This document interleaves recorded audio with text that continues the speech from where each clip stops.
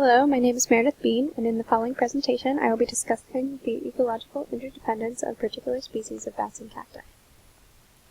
My original interest was to answer if the migratory bat species Leptonectaris, in this middle picture, populations correlated to the saguaro cactus, whose scientific name is Carnegie gigantea, based upon their distribution in Arizona.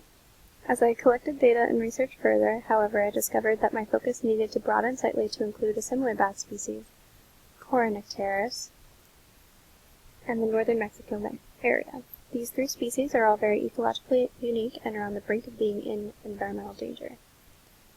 The two species of interest, Leptonectaris and Coronectaris, forgo substantial migrations during the late spring into summer for mating purposes and greater availability of food sources, migrating particularly long distances up to 1,800 kilometers. Southern Arizona is as north as they will travel, feeding on the nectar of cactus flowers as well as cactus fruits.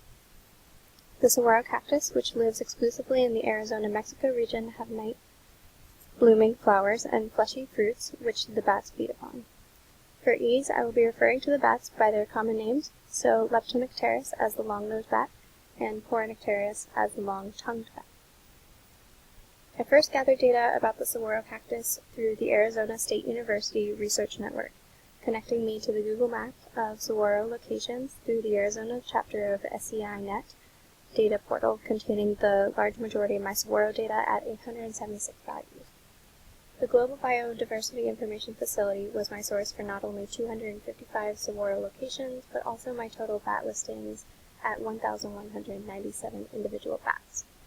That data in point form can be seen in this top map, and combined saguaro data in points can be seen in the lower map. To properly determine the interdependence of these species, I display their geographic locations and discuss where or where not they overlap. To do so, I employed a topography-based map provided by Esri and an Arizona state boundary provided by AZGeo Clearinghouse.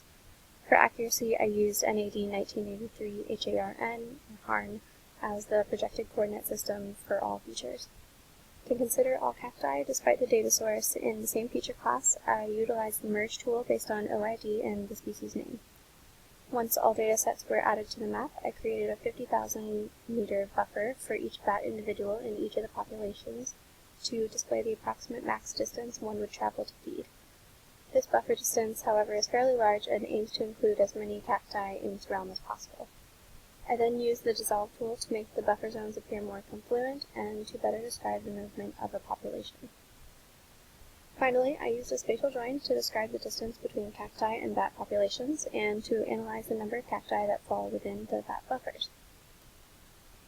The final product of my map is seen here on the right, with long-nosed bat populations in orange and the long-tongued bat populations in the striped blue. Only 371 cactus individuals of the total 1,131 were within either of the buffers, calculating to be 32.8% of the population. Similarly, 27.5% of long-nosed bats were found to be within flying distance to at least one saguaro, with only 60 of the 218 containing a cactus in their buffer range. Only 12.3% of long-tongued bats were within flying distance to a saguaro, or a mere 121 of the total 979.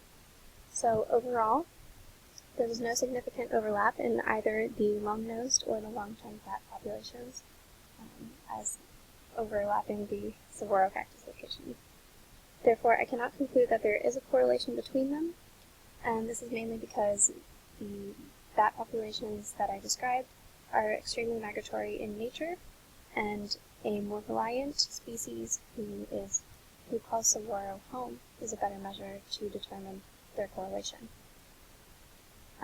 As well, also, tracking bat individuals and behaviors is very difficult with technology that should be a lot easier.